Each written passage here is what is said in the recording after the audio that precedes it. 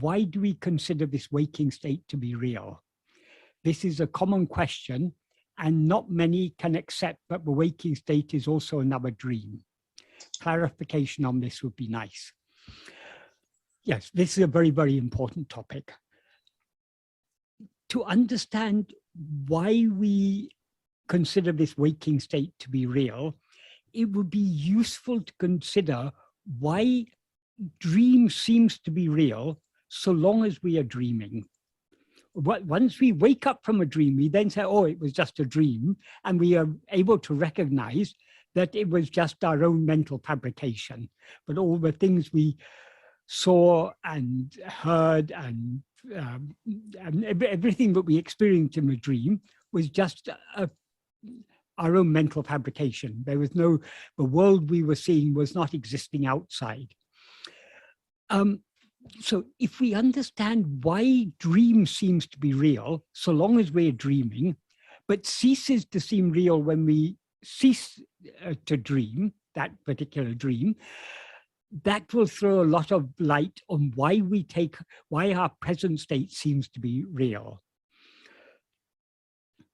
What is actually real is only ourself. We ourselves are the only thing that is real. But when we are dreaming, we experience ourselves as a body in that dream world. Because we experience ourselves as a body and we are seeing the dream world through the five senses of that body, since that body in our experience seems to be ourself, and since we are real, the body seems to be real. That is, the one thing we can never doubt or deny the reality of is ourself. Everything that we experience could be just an illusion, but we ourselves must be real. There must be, if we didn't exist, we couldn't be aware of anything. So the fact that we are aware means that we do exist. So our awareness is the proof of our existence. So, there's one point I will clarify here. That is, when Bhagavan talks about real and unreal, there's a very simple definition of what is real. What is real? To be real means to actually exist. So what actually exists is real. What doesn't actually exist but merely seems to exist is unreal. So that is the sense in which we're using the word real here. So when I say we alone are real, we are the only thing that actually exists. That is according to Bhagavan. And according to our experience, though other things seem to exist, we can doubt whether any of those things actually exist, because they seem to exist where? They seem to exist in our perception. So that the fact that we see something is not a proof that it exists, because we see so many things that don't exist. In dream, we see a whole world that doesn't actually exist. It exists only in our perception, only in our awareness. So, but the one thing, as I say, the one thing that whose existence we cannot doubt is our own existence, because the very fact that we are aware means that we must exist. We couldn't be aware if we didn't exist. So our own existence is real. Everything else, the reality of it is in question. But so long as we experience ourselves as a body, because we experience that body as ourselves, and because we ourselves are real, that body seems to us to be real. And the body is a part of the world. So if the body cannot be real unless the whole world is real. So the fact that we take this body as ourselves makes the body appear to be real, seem to be real. And consequently, the whole world seems to be real. So when we are dreaming, we are experiencing ourselves as a body in that dream world. So that body seems to be real, and hence the whole dream world seems to be real. But as soon as we wake up from dream, that means as soon as we leave that dream and come to this state, our identification with that dream body is cut. We no longer experience that dream body to be ourselves. So it no longer seems to be real.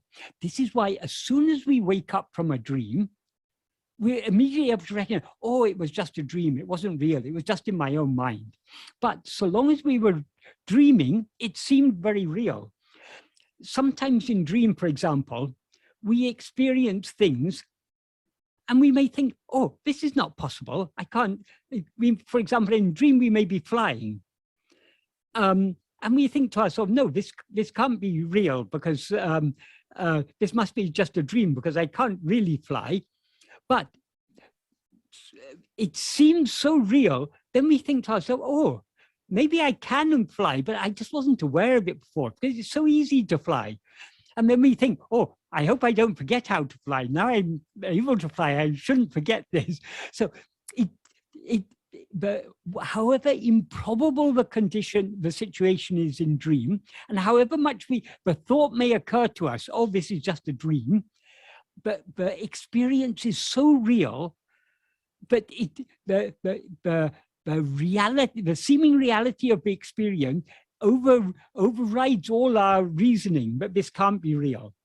Another example, sometimes in dream, we meet friends or relatives who have passed away many years before.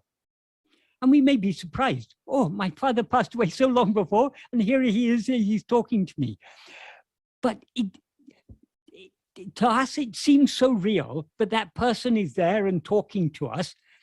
We take this to be more real than that memory of the person who passed away. So maybe it was wrong information. Maybe they hadn't passed away, or somehow they'd come back to life somehow. But the situation we find ourselves in seems to be so real that it overrides all our reasoning and our memories and to the contrary. In exactly the same way as the dream appears to be real, so long as we're dreaming, because we experience ourselves as a dream body, so the dream body seems to be real, and hence the whole world seems to be real. And hence even the dead people who've come back to life and we're talking to seem so real. Everything seems real. Our flying seems to be real. Everything seems to be so real while you're actually experiencing it. But though we may think to ourselves in a dream, oh, this is just a dream, that mere thought that it's a dream doesn't override the clear experience. Oh, this is real. I mean, the experience of what is far stronger than any reasoning we may have about it. But however real we take it to be, as soon as we wake up, our identification with the dream body is severed, and immediately we recognize without a doubt, oh, it was all just a dream. None of it was real. So we supposing in a dream, a very dear friend has passed away. We may be grieving in the dream. As soon as we wake up, our grief vanishes because we reckon, oh, it was only a dream. It wasn't true. Our friend hasn't really died. So like that, it seems so real because of our identification with that body in dream. In exactly the same way, so long as we are in this present state, which according to Bhagavan is just another dream, this seems to be real because now I experience myself as this body. So this body seems to me, I can't doubt the reality of this body because if this body is me, I'm certainly real, so this body must be real. And if this body is real, then this chair I'm sitting on and the table and the computer and the people on the who are in different parts of the world who are having this joining in this conversation now, all seem to be so real, so long as we identify ourselves with the body. So this is why the waking state seems to us to be so real, and why it seems difficult for us to accept that this is just a dream. But if we consider carefully, though this seems to be so real now, do we have any evidence that this is anything other than a dream? If we think about it, there is absolutely no evidence that this is anything other than a dream, because whatever we experience now, we could equally well experience in dream. People say, no, but we have science. Science tells us that the world is this Earth is so many billions of years old, the universe since the Big Bang, so many billions of years have passed. There are precise measurements and there's so much corroborating evidence, so on and so forth. And there's the history books that tell us what happened before we were born. So obviously this world exists independent of our perception of it. All these things we can experience in dream. In dream, you can go to you can attend a lecture or a TED talk about physics, about about what they call it, astrophysics or cosmology, the theories about the origin of the cosmos according to modern physics. You can attend a TED talk in your dream. You can get lots of information about all these things. So long as you're dreaming, it all seems so real. So there's no any evidence we try to point out to say that this world is real, exists independent of ourselves. We can point out exactly the same evidence can be shown in dream, but that doesn't mean the dream is real. For example, if this world is just, this present state is just a dream, that means when we don't see this, it doesn't exist. So that means when we're dreaming, we're not, when we're asleep, when we're in deep dreamless sleep, we're not aware of the body, we're not aware of the world, either this body or any dream body, either this world or any dream world. We're not aware of any body or any world at all. But we assume this world exists even when we're not perceiving it.